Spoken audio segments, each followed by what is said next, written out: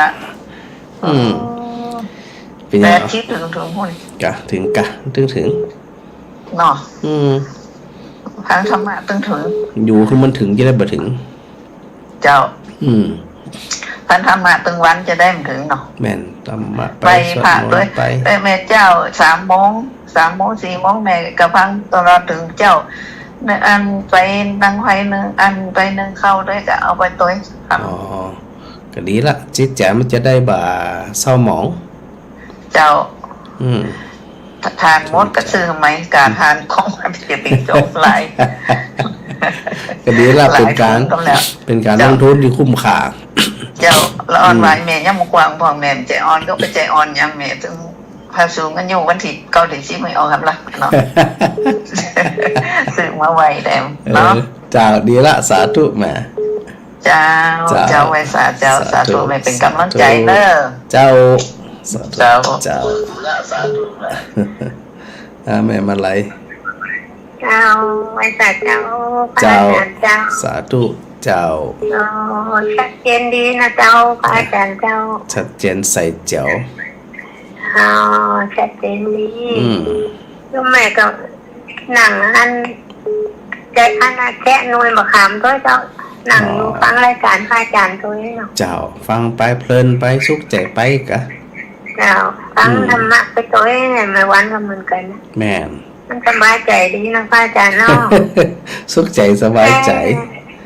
ถ้าได้ฟังธรรมะอะไรมันถึงสบายใจนะอาจารย์จะเป็นนั่นความสุขตั้งใจเนี่ยไผไม่ใจอันหาไผได้สำหรับเจ็บเป็นยังเป็นใจเป็นว่านะอาจารย์เจ้าบุญปนห้องว่าบุญกลับบุญจูจะเป็นนักมันก็เป็นนักก็หายไปคนเดียวมันหรอทีละเป็นข้างแม่กระเต่าก็ลงเหมือนกันนะเจ้าต้องระวังจังเคยบอกมันเนาะจะไม่เต้าสำคัญเนอะนี่อย่างวันทิศนี่นะจะไม่เต้าสำคัญเนอะเจ้าจะไปละไปเลยมันนะเจ้าแม่บอกเคยนอนโรงพยาบาลกันเถอะนะอาจารย์เจ้าให้ไปจะไปไฟฟันมันมานอนก็ดีเลยที่สุดละเนาะมันได้นอนก็ดีนะแม่คือจะเรียนวันนี้นะดีนะธรรมะนั่นนะไปเป็นที่ติดเปิงนี่ก็เจ้าจะได้ก็เป็นกำลังใจกันนะแม่เนาะเจ้าอาจารย์ก็สบายดีเนาะเจ้าสบายดีแม่สบายดีเจ้าดีสบายดีอาจารย์ก็สบายดีเจ้าสาธุอาจารย์เนาะสาธุเจ้าโอ้สถาสันกำแพงมาสักการเจ้าอาจารย์เจ้าโอ้เสียงเจ๋วเลยนี่มีคุณแม่ยาพรนี่นะเจ้าเสียงชัดเจนวัดหินเนี่ยหรอฮะวัดไฟหินนี่วัดไฟหินเชื่อมสัญญาณดีวะนี่เจ้าโอ้กราบขอบคุณพระอาจารย์ด้วยเนอะนี่ก็ทานมหาจบทำไมเนี่ยเจ้าดีกะฟังอันสถาฟังหลายอยู่แล้วอันคลื่นวัดไฟหินนะได้ยินชัดเจนเมื่อคืนก็ฟังเมื่อเจ้าก็ฟังเมื่อวันก็ฟังดีละมันมีความสุขดีละนี่เจ้าไปเช้าเนาะโทรไปนะเจ้านี่ละอันสถาสุขใจดีอันเจ้าก็สุขใจดีเหมือนกันนะเนอะนาบุญมันแบบเป็นพยาธิยังได้นะแบบเป็นนั่นแหละดีเนอะแม่เนอะมีความดันมีเบาหวานมันมีไขมันอย่างนั้นโอ้ยังมาโจกดีแต่ว่าก็น่าแต่ว่าย้ายไม่พอนะหูยาวแหะกะไปสามข้อไปแล้วท้ายนะเดี๋ยวพระอาจารย์หายังมาดึงซะหน่อยก่อนหูจะได้เงินยาวมาดึงแก่หูกระบูยาวแล้วเจ้าเดี๋ยวละจะได้กะอันมีความสุขนั่นเนอะแล้วแม่จ่ายอยู่เข้าชิ้นหกกันโอ้แหละพ่อพระอาจารย์นี่94มันไม่เข้าชิ้นหกกันจะได้ก็อันเป็นกำลังใจกันนะแม่นะไม่ใช่พอนะเจ้านะมันจะการสาธุเจ้าแม่สิวานกลางตุ้งสาธุเจ้าแม่ขอ แสดงความยินดีด้วยเด้อวันหลานเด้อ สาธุขอบคุณจัดหลาย วันพรุ่งนี้จะมีอันพิธีที่วัดพระแก้วเจ้ามันสบายใจกันทุกคนนะว่าจันเนาะแม่นะกะสถาก็สบายใจตัวเจ้าก็สบายใจพอแม่ฟังทุกวันแม่ก็สบายใจเจ็บยังก็อดเนาะลงไปชิโมมาอ๋อแม่ก็เจ้าอันกำลังใจเข้มแข็งกับดีละแม่มีปัญหาอย่างนั้นเนอะกำลังใจก็อยู่ดีก็น้อยเนี่ยก็แต่น้อยขวัญนั่นก็ขวัญเข้าอะของขวัญของขวัญดีละเป็นกำลังใจกันอันนี้ทีนยาวแข็งแรงแล้วแม่หายไว้เนอะเจ้าสาธุเจ้า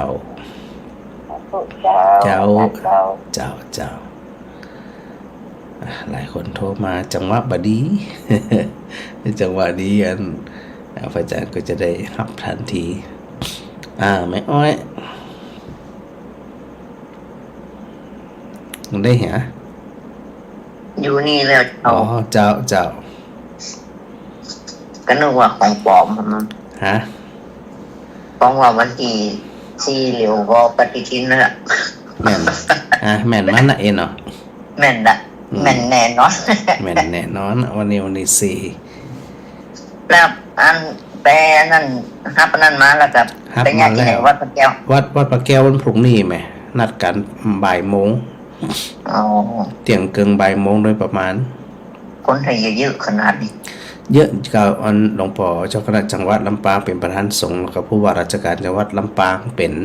ประธานฝ่ายคฤหัสถ์สถาญาติโยมไปหลายอยู่สถาตาเดียกันหลายสถาตั้งอันศรีไตรภูมิก่อนหลายอยู่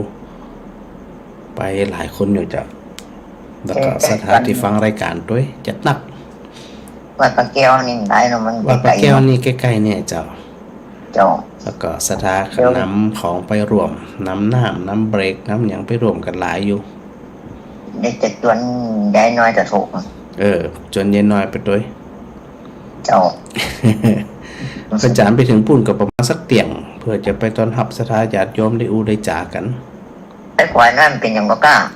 เขาไปขวายกี่โมงไปขวายกี่โมงจะต้องป่าย4 โมงได้กับอันเปิ่นพระอาจารย์ไปถึงประมาณเตียงวันปุ่นต้องหีบเตียงใจเย็นๆยังแค่น้อยถ้านี่กันเดี๋ยวจะโทรไปหาแม่คำมีเงินจะเอาสักเตียงเลยกะ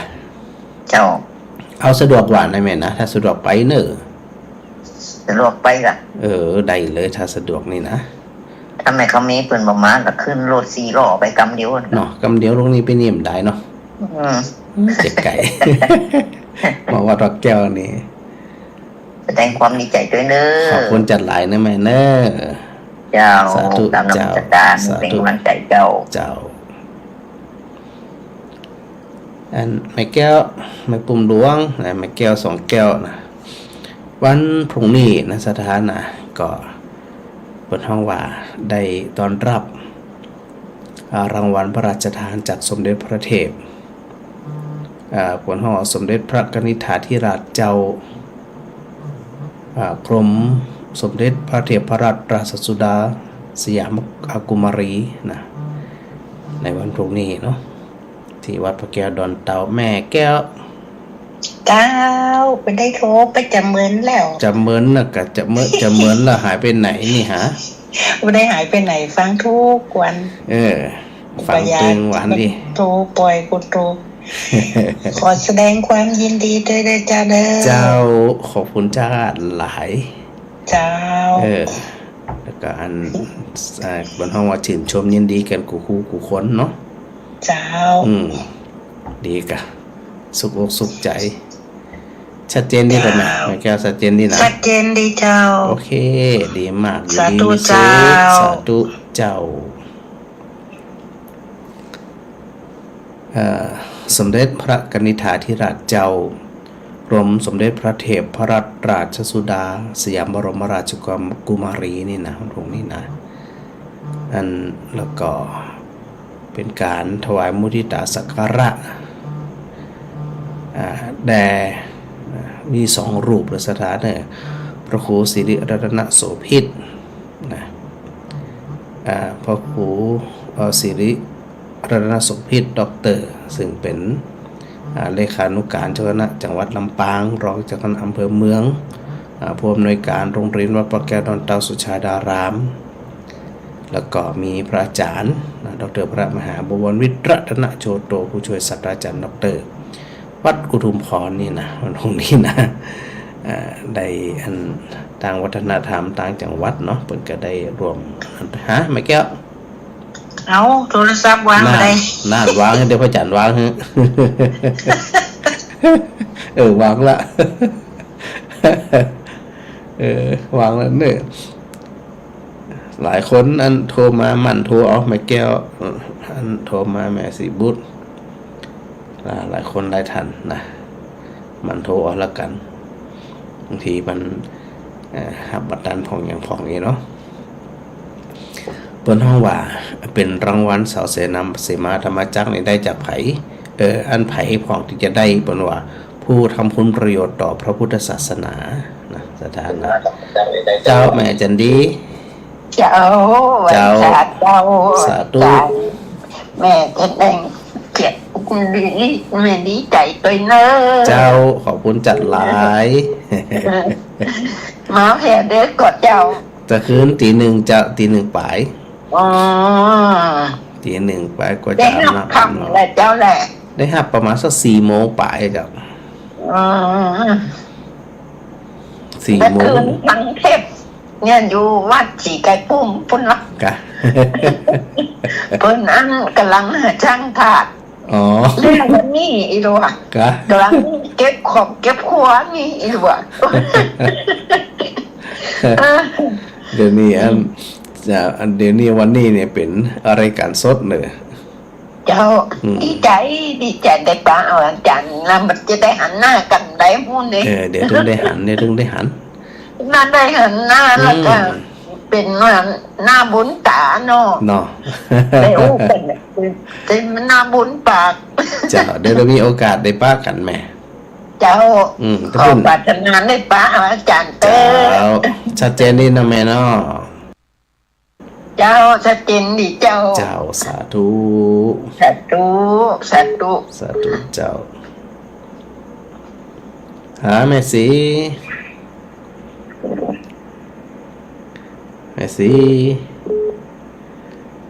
ฮัลโหลเจ้านักการเจ้าว่าอาจารย์สาธุเจ้าติ๊กมาแล้วละเจ้าติ๊กมาแต่เจ้ามาถึงตอนเจ้าขายมากับไปทำงานต่อเจ้ายินดีสวยนะเจ้าขอบคุณจัดหลายคนหลายท่านวันนี้กะแม่คำเชื่อเมืองผานก็รวมระบุญมาแสดงความยินดีด้วยอย่างด้วย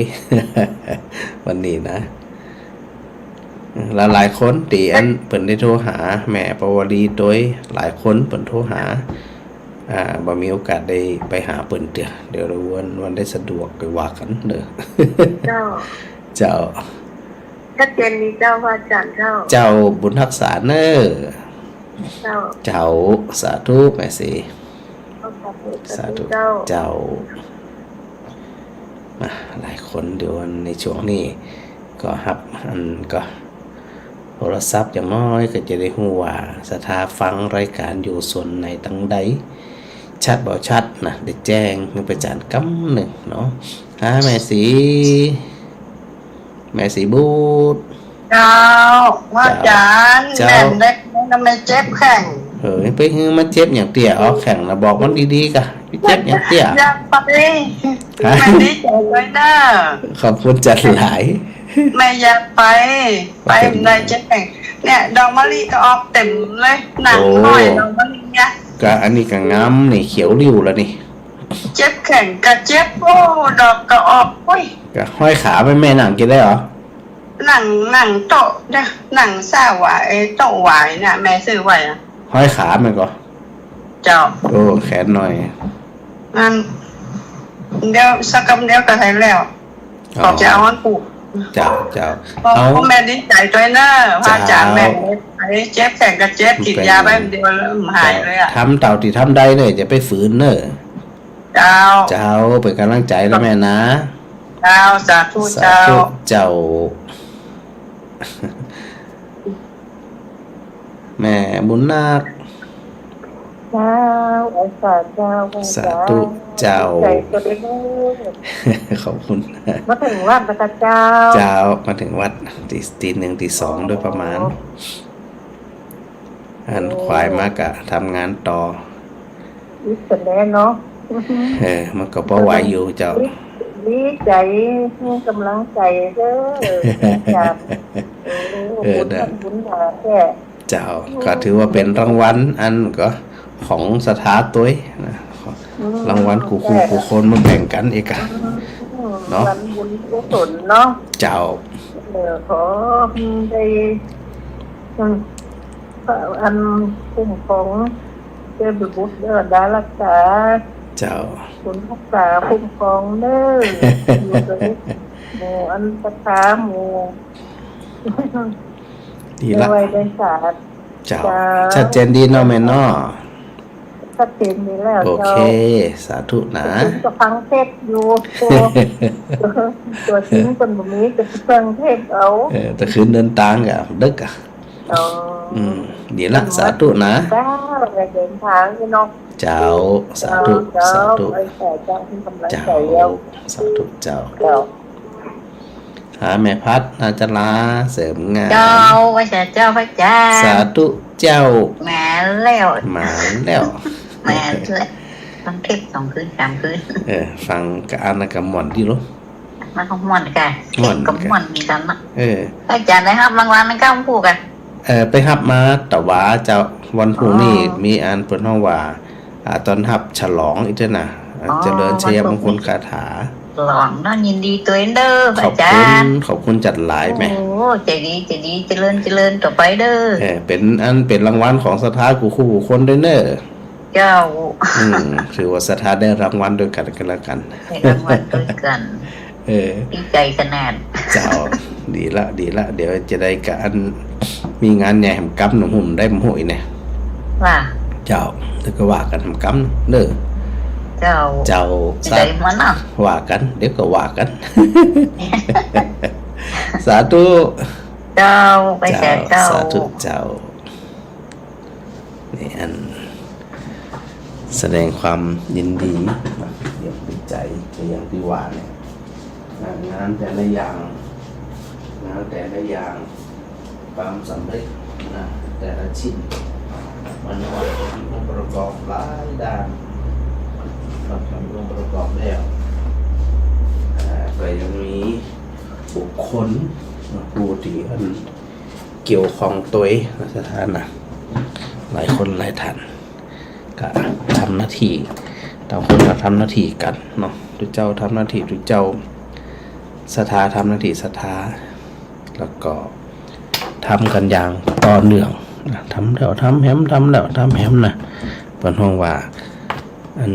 เป็นศาสนกิจเป็นกิจของพระพุทธศาสนา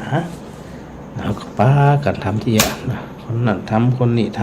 ำแล้วก็ทำกันเรื่อยๆเอาเป็นว่ารางวัลตีพระอาจารย์ไปหับมาเนี่ยก็คือหับมาตะวาสถานะได้บอกกำหนึ่งเนาะหับมาตะวาพอหับมาตะวาเนี่ยกว่าจะมาถึงก็ตี1ปลายตี2ด้วยนะเนาะหับจากสมเด็จพระเทพประจัดกล่าวเกริ่นตะวาไปผ่องละวันนี้ก็จะได้อู้ถึงกิจกรรมในวันพรุ่งนี้เนื่องจากว่ารางวัลเสาเสมาธรรมจักรเนี่ยสมเด็จพระกนิษฐาธิราชเจ้า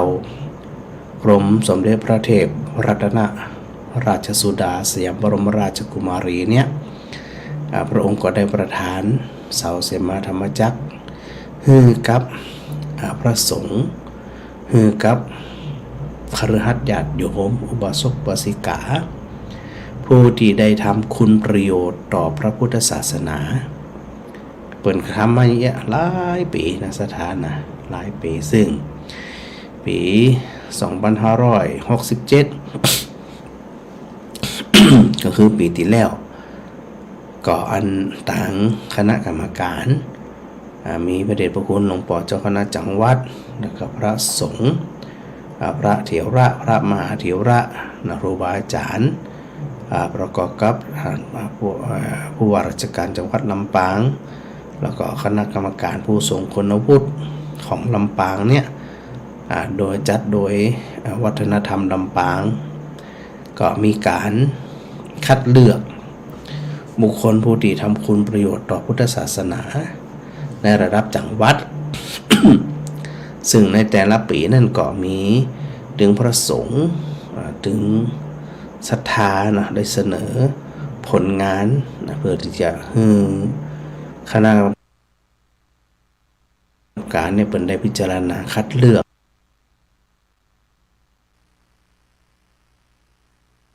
ส่งตัวแทนไปในปีที่แล้ว2567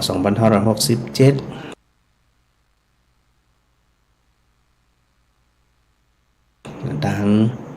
คณะกรรมการระดับจังหวัดลำปาง ก็ได้คัดเลือกส่งไปตีส่วนกลางนะทางกรมศาสนากระทรวงวัฒนธรรมได้พิจารณาแหม ว่าเป็นคนที่มีความเหมาะสมที่จะได้รับพระราชทานรางวัลเสาเสมาธรรมจักรหรือไม่เนื่องจากว่าแต่ละรูปแต่ละคนนั่นล้วนแล้วแต่เป็นผู้ที่ได้ทำหน้าที่เป็นประโยชน์ต่อพระพุทธศาสนาแต่เป็นก็อย่างที่ว่าเนี่ยมีจำกัดนะเนาะ93รูปนะเป็นเซตก็ประมาณ100 ปลายซึ่งใน100 ปลายเนี่ยเวลาส่งไปก็มันหลายร้อยเปิดก็จะต้องคัดออกที่คัดไปได้หมายถึงว่าอันทำงานบัดแด้นะเปิดก็ทำงานของเปิดในระดับของเปิดเนาะแต่ก็ยืนกันไปบางรูปบางตนก็ยืนไป2 เตือ3 เตือ4 เตือ5 เตืออีกก็มีนะ เนื่องจากว่าอันเพราะว่าผลงานต่างๆต้องเป็นผลงานที่ปรากฏเป็นที่ประจักษ์ทำงานมาเป็น10 ปีเนี่ยทำงานมาเป็น10 ปีก็ได้รับคัดเลือกในคราวครั้งนี้ทั้งนี้ทั้งนั้นที่พระอาจารย์ได้บอกไว้ว่าพระสงฆ์องค์เน้นศรัทธาญาติโยมผู้เฒ่าผู้แก่ที่เปิ่นบ่ได้รับเสาเสมาธรรมจักรนั่นน่ะบ่ได้หมายถึงว่าเปิ่นอันบ่ได้ทำคุณประโยชน์ต่อพระพุทธศาสนาแต่หนึ่งจากว่าอาจจะขาดเอกสารขาดหลักฐานเนี่ยบางคนทำงานแต่เนื้อแต่ว่าบ่ได้เก็บหลักฐานบ่ได้อย่างบ่ฮู้เพราะว่าเวลาเปิ่นพิจารณาเนี่ยทั่วประเทศมันสิฮู้จักกันเนาะเปิ่นก็อาศัยผลงานหลักฐานเป็นที่ประจักษ์นี่นะดังนั้นก็จึงบอกศรัทธาญาติโยมว่าหลายรูปหลายตนหลายคนผู้เฒ่าผู้แก่ที่เปิ่นมีจิตศรัทธาแล้วก็บำเพ็ญตัวเองเนี่ยสละความสุขส่วนตนเนี่ยมุ่งประโยชน์ต่อพระพุทธศาสนาก็มีจำนวนบ่น้อยนะสถานะดังนั้นเนี่ยพอรับมาแล้วต่างวัฒนธรรมต่างจังหวัดเพิ่นก็ได้ถือโอกาสได้ตอนรับเสาเสมาธรรมจักรที่พระอาจารย์ได้รับมาเนี่ยนะถือว่าเป็นการถวายเกียรติแด่สมเด็จพระกนิษฐาธิราชเจ้ากรมสมเด็จพระเทพพระราชสุดาสยามบรมราชกุมารีนะถือว่าเป็นการถวายเกียรติแด่พระองค์ท่านโดยก็ถือโอกาสได้มุทิตาสักการะถึงพระครูสิริรัตนโสภิตแล้วก็พระอาจารย์พระมหาดร.บวรวิทย์รัตนโชโตโดยต่างจังหวัดต่างอันวัฒนธรรมก็ได้ช่วยกันนะเพื่อที่จะทำการบนห้องว่าถวายมุทิตาสักการะโดยนิมนต์พระมหาเถระมีหลวงปู่เจ้าคณะจังหวัดเป็นเก้าเป็นประธานนะมาเป็นพระมหาเถระในการที่ เจริญชัยมงคลคาถานะถึงกับทั้งสองตนที่พระอาจารย์ได้อุตกี้ที่ไหนที่วัดพระแก้วดอนเต่าสุชาดารามในวัดพระแก้วห้องหูอยู่แล้วเนาะอันอยู่ในเวียงนี่นะซึ่งมีกำหนดวันพรุ่งนี้นะสถานนะกำหนดพิธีตอนรับรางวัลพระราชทานเสาเสมาธรรมจักรวันพรุ่งนี้ที่วัดพระแก้วดอนเต่าเวลาเนี่ยก็ประมาณสักบ่ายโมงเป็นต้นไปเนี่ยสถานเนี่ยใครที่สะดวกที่จะไปร่วมมุทิตาตัวยินดีตัวอย่างตัวนะก็ไปตั้งแต่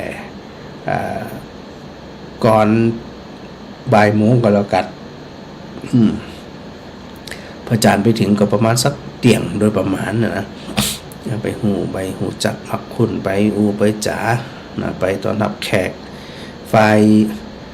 พระสงฆ์ก็มีหลวงปู่เจ้าคณะจังหวัดหลวงปู่เจ้าคณะจังหวัดนะพระ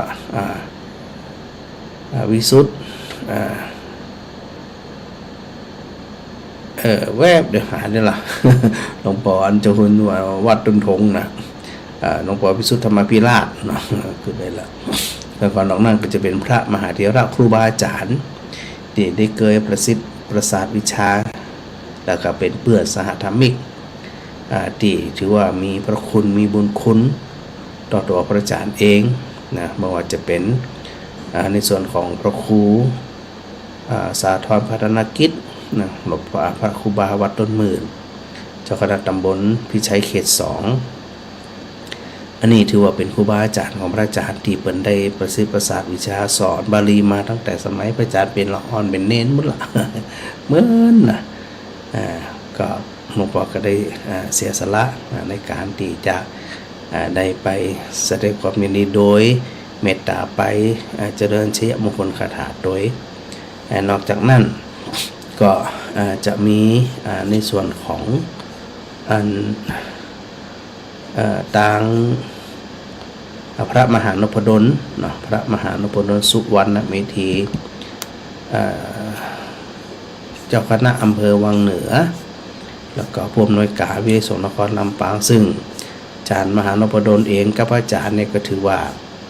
สมัยเป็นละอ่อนต้องเป็นละอ่อนนะเป็นนักเรียนอยู่เป็นเน้นอยู่เนี่ยก็เรียนบาลีไวยากรณ์มาด้วยกันในยุคนั้นก็มีพระอาจารย์มีพระอาจารย์มี ใครหามามีพระอาจารย์มีอาจารย์มหานพดลมีอาจารย์มหาอินจันทร์ครูในสโกวัดสันติวิเวกนิคมเขต16แล้วก็อาจารย์มหาสัตวัตรดวงอายเดี๋ยวนี้เป็นไปอยู่กรุงเทพแล้วนะสถานะ 3-4 ตนเนี่ยก็ถือว่าได้ เรียนบาลีด้วยกันมานะไล่เรียนบาลีไวยากรณ์ด้วยกันมาสมัยเป็นต้องเป็นละอ่อนก็ม่วนนะสถานะม่วนเนาะม่วนแต่ที่สำคัญพระมหาเถระเอกรูปหนึ่งก็คือพระครูอนุสาสวรธรรมหลวงพ่อเจ้าคณะอำเภอเมืองลำปางวัดปัญญวัฒน์วิหารนะอันนี้ก็ถือว่าเป็นครูบาอาจารย์ที่ได้คอยแนะนำสั่งสอนเวลาปะกันยังกันก็เป็นถือว่าเป็นครูบาอาจารย์ที่ได้มีบุญคุณกับตัวของพระอาจารย์เองตัวแล้วก็นอกจากนั้นก็มีพระครูพิธานพัฒนามีพระครูพิพัฒนาพิธานพระครูพิพัฒนาวิธานเนี่ยเจ้าคณะตำบลนิคมพัฒนาวัดสาหลวงเขตเก่าอันนี้ก็ถือว่าเป็นครูบาอาจารย์ที่ได้ผลของอบรมสั่งสอนพระอาจารย์มาตั้งแต่เป็นเน้น เพราะอยู่ในโซนนิคมเดียวกันเนาะก็ถือว่าเป็นครูบาอาจารย์ที่ถวายความเคารพกับหลวงพ่อพระครูเป็นอย่างยิ่งตัวนอกจากนั้นก็คือพระครูมีพระครูไพโรจน์พัฒนโสภิตนะรองเจ้าคณะอำเภอเวียงเหนือเขต 1ว่าผู้ช่วยเจ้าวัดพระเจดีย์สาวหลังอันนี้ก็ถือว่าเป็นเปื่อนสหธรรมิกหันหน้าหันตากันทักทายกันด้วยความเป็นกัลยาณมิตรต่อกันนี่นะก็สุขใจเวลาป้ากันนะหลังจากนั้นก็จะมีพระครูสิริธรรมวิพัฒน์อาจารย์มหากำจัดเจ้าคณะตำบลสวนดอกวัดสวนดอกอันนี้ก็ถือว่าอยู่ด้วยกันมา 4 ปีเต็มๆที่วัดสวนดอกนะสมัยปู้นะ30 กว่าปีก่อนหน้าโน้นเนาะก็ได้ถือว่ามีอุปการะคุณต่อกันเป็นกัลยาณมิตรติดดีเลยทีเดียวละอาจารย์พระครูสิริธรรมวิพัฒน์นี่นะ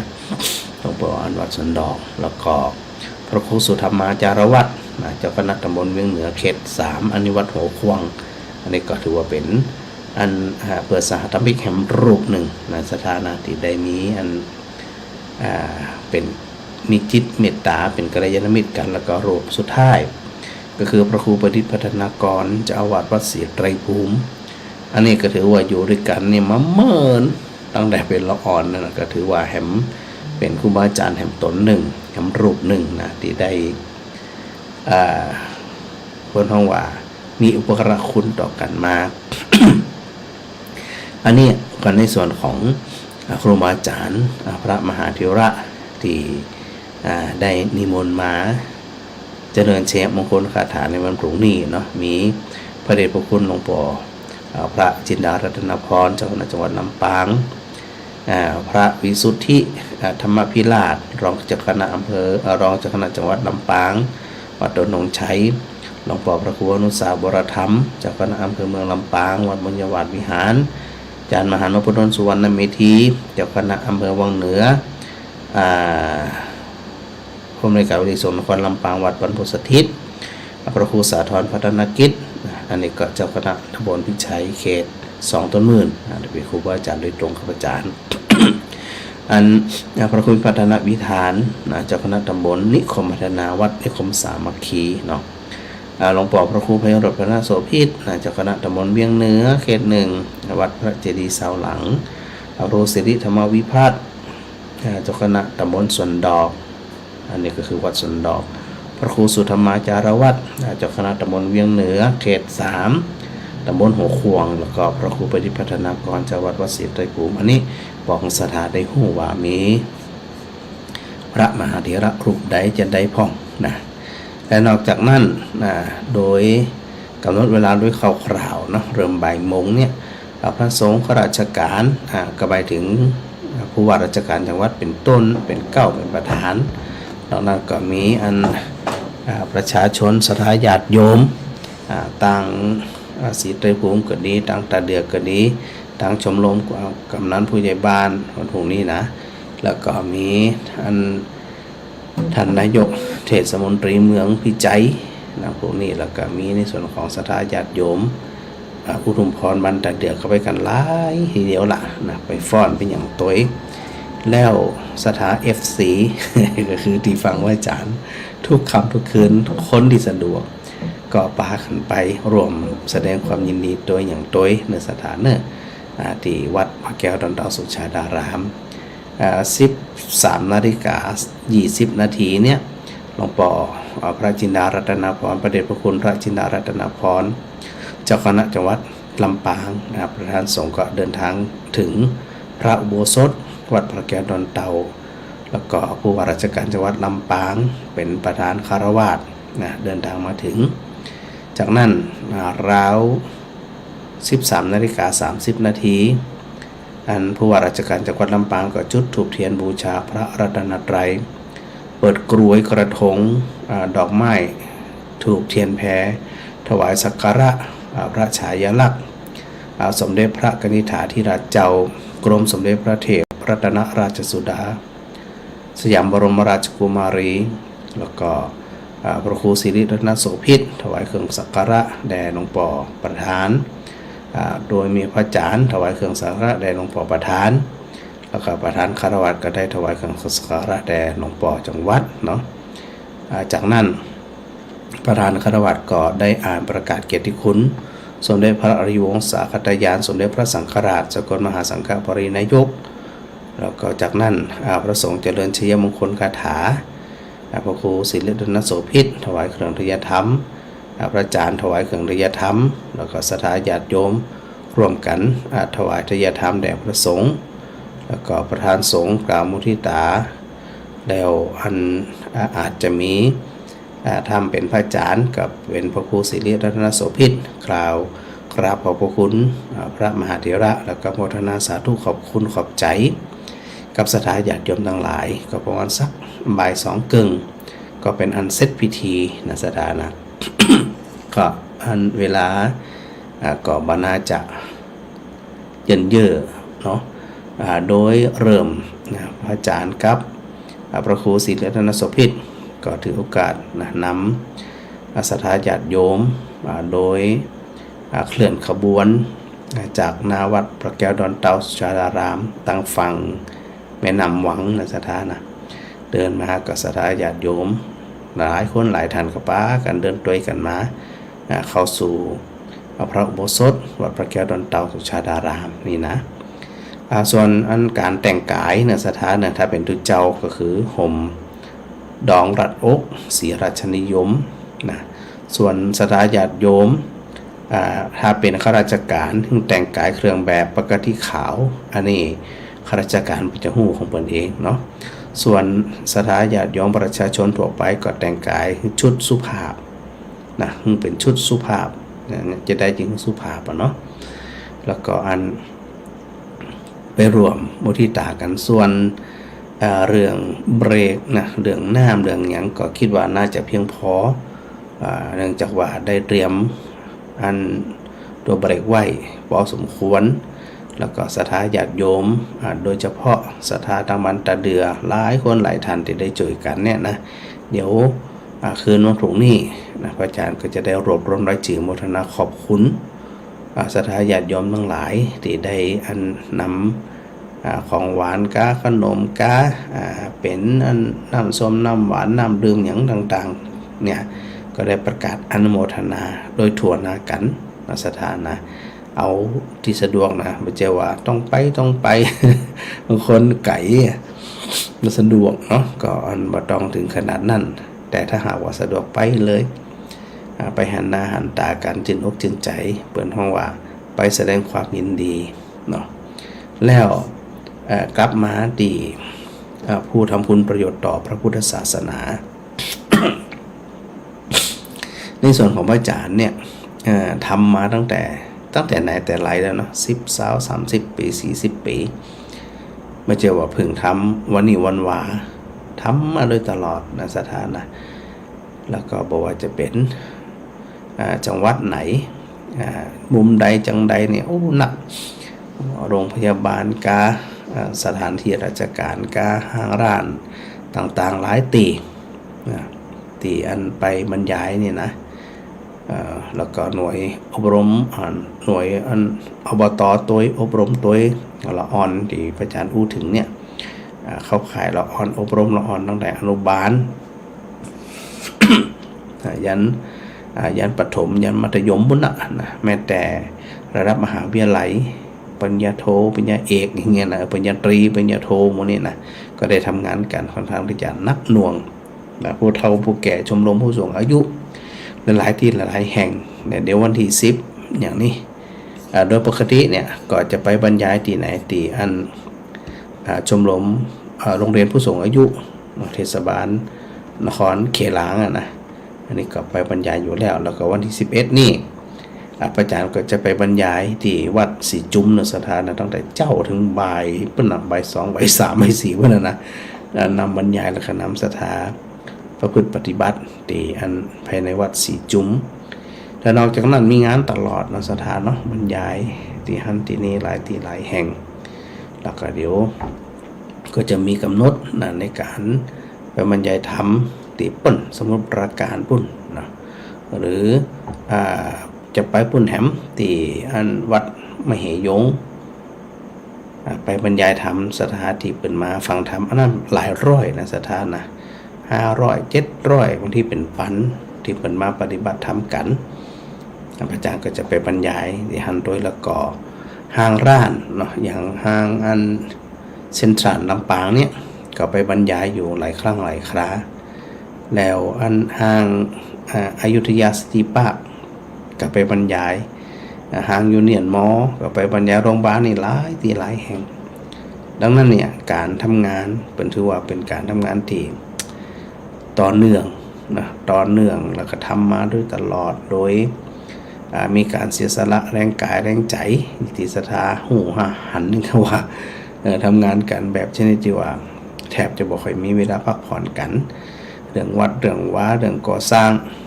สถาก็ดูจากวัดศรีไตรภูมิอย่างต่างๆเนี่ยที่ได้ทำมานี่นะแล้วก็วัดอุทุมพรที่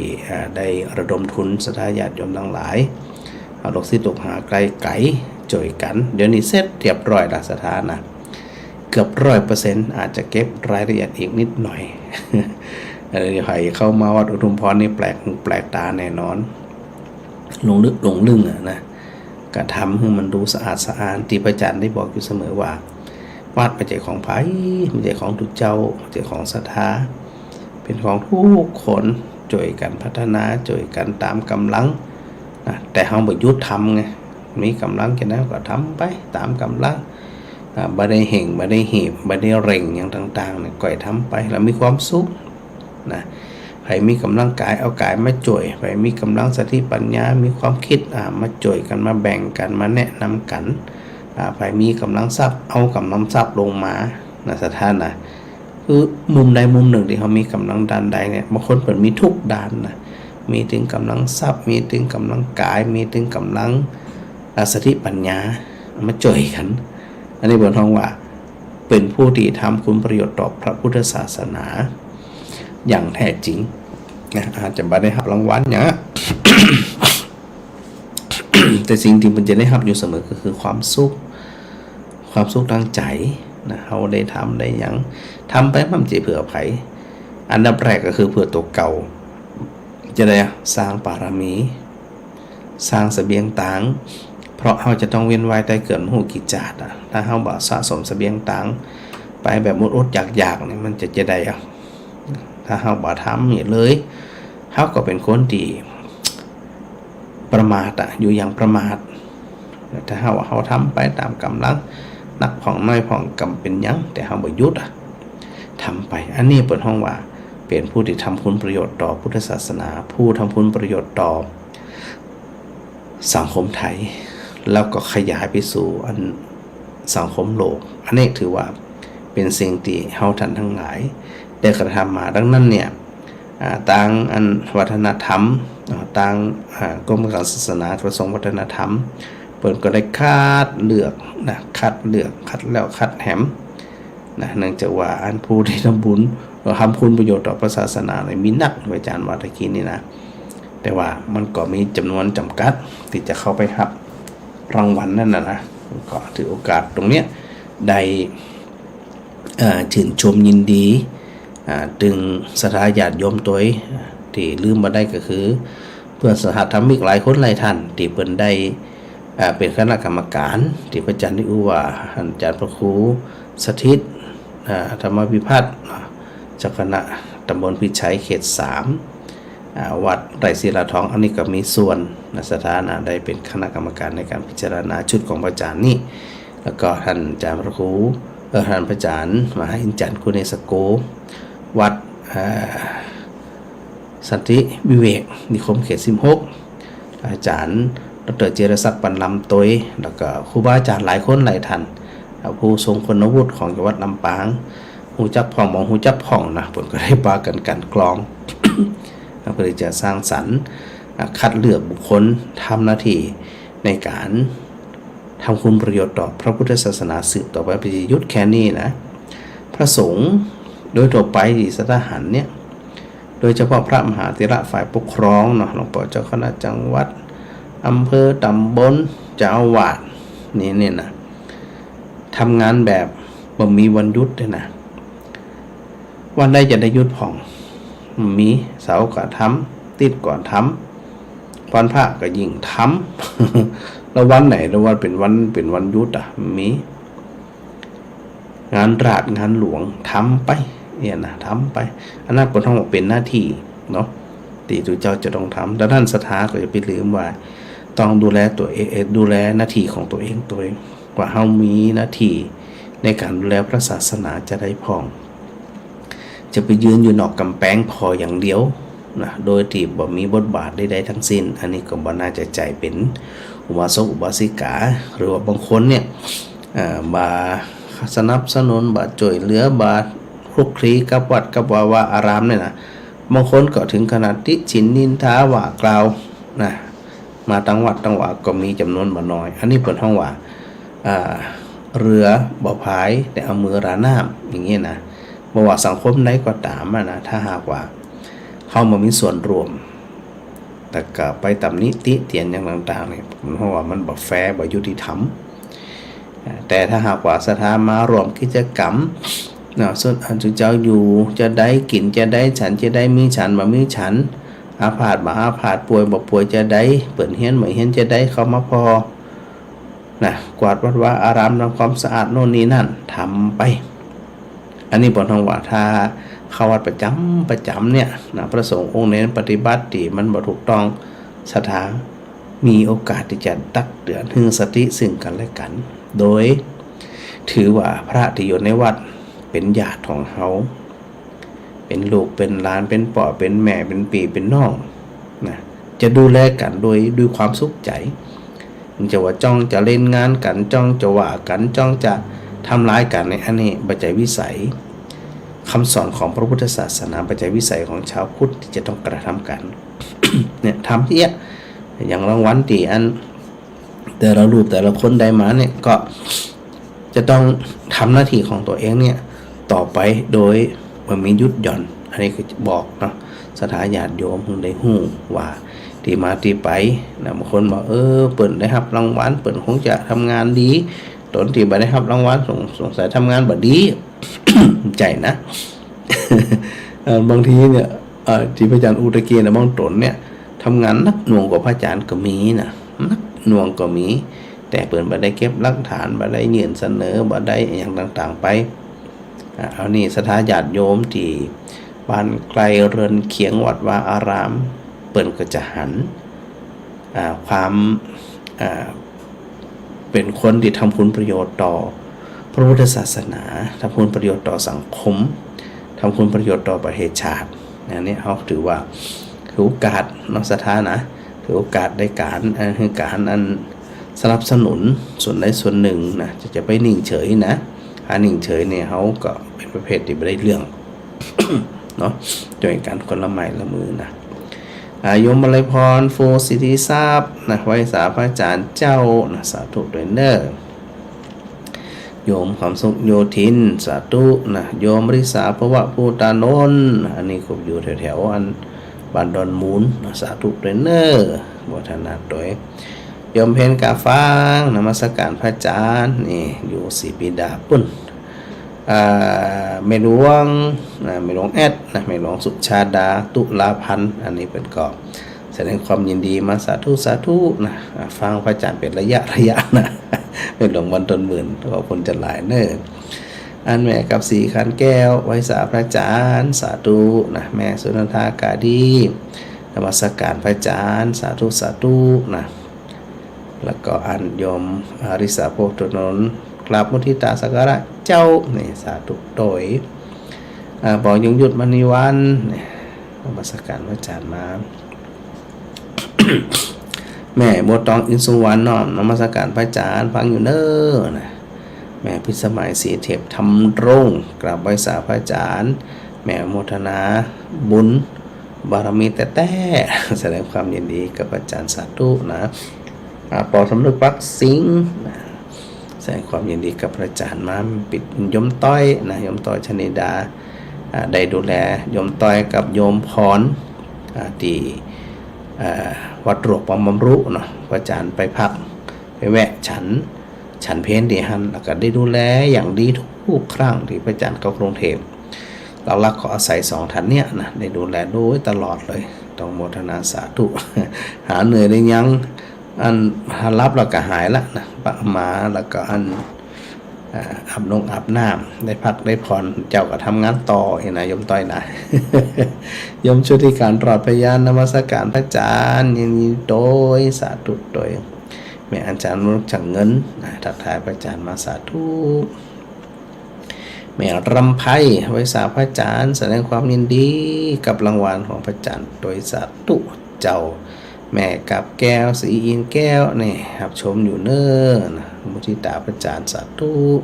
แม่มาลีขนมไทยนมัสการพระอาจารย์มาสาธุ พี่สาวพี่บุคำพิชัยวงศ์แล้วก็อันยอมเพนกับฟังพระอาจารย์แสดงความยินดีโตยนี่ หลายคนหลายท่านแล้วก็ขอบคุณทุกท่านโดย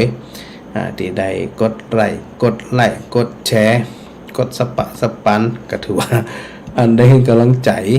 พระอาจารย์ก็แล้วกันนะครูบาอาจารย์หลายคนหลายท่านนะที่ได้อันติดตามโยมถนอมนำวงแล้วก็มีท่านนาราธิเบศท่านเบนกับอันดุยัตนะก็ถือว่าเป็นส่วนในการที่จะจ่วยกันในการอันประชาสัมพันธ์กิจกรรมของวัดวาอารามวัดอุดมพรนี่นะ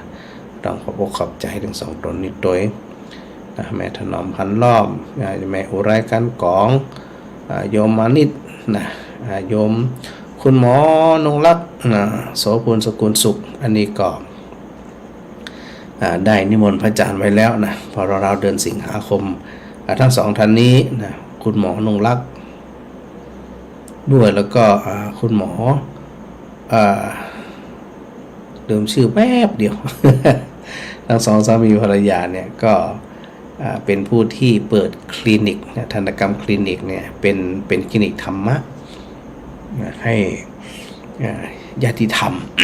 ได้ไปฟังธรรมกันทุกเดือนทั้งปีนะทุกเดือนแล้วก็ทั้งปีก็ได้นิมนต์พระอาจารย์ไปบรรยายเดี๋ยวมีจังหวะยังไงเนาะก็จะได้แจ้งอีกทีหนึ่งให้ญาติโยมทั้งหลายที่ได้ฟังรายการกันต่างๆเดี๋ยวพอไปถึงแล้วพระอาจารย์อาจจะได้ทำ Facebook Live ด้วยเนาะในช่วงที่ไปบรรยายนะ เจ้าแม่สุกแก้ว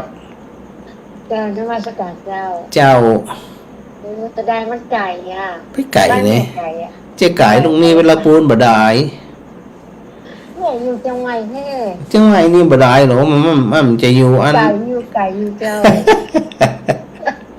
เจ้ามาเตอตึงจะได้ปะกันอยู่เจ้าเป็ดหยังมันไก่มันต้องมาละมันไก่ละแม่เจ้าเนี่ยเป็นหยังว่าเจ้าจะได้กระสาธุโมทนาบุญตัวเนอเจ้าสาธุแม่เจ้านมัสการเจ้าสาธุเจ้าแล้วก็ท่านพระเดชพระคุณพระเทพวัชรสารบัณฑิตนะอาจารย์เจ้าคุณประสานนะเป็นรองการบริฝ่ายวางแผนและพัฒนาในท่านก็ได้ติดตามรายการกันมาบ้างเป็นระยะกราบขอบพระคุณท่านอาจารย์เจ้าคุณเป็นอย่างยิ่งนะครับก็เป็นพระมหาเถระอีกรูปหนึ่งที่ได้ทำหน้าที่ในเรื่องของการศึกษาของมหาวิทยาลัยมหาจุฬาลงกรณราชวิทยาลัยเป็นกำลังใจนะครับนะขอบคุณมากเช่นเดียวกันแล้วก็แม่บูตองอินสุวรรณนะโอ้นี่นักสถานะ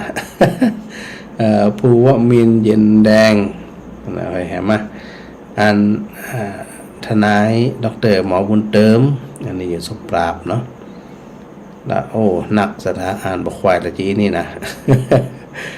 สรารัตน์ทองศรีบัวลอยสายเขียวโอ้นี่นักจะได้ก็ขอบคุณกูคนก็แล้วกันนะท่านที่ได้ติดตามรายการกันมาก็ต้องขอโมทนาสาธุโดยมีอะไรอย่างจะไปลืมนะมีอะไรอย่างที่จะถามไทยทาง Facebook ก็ได้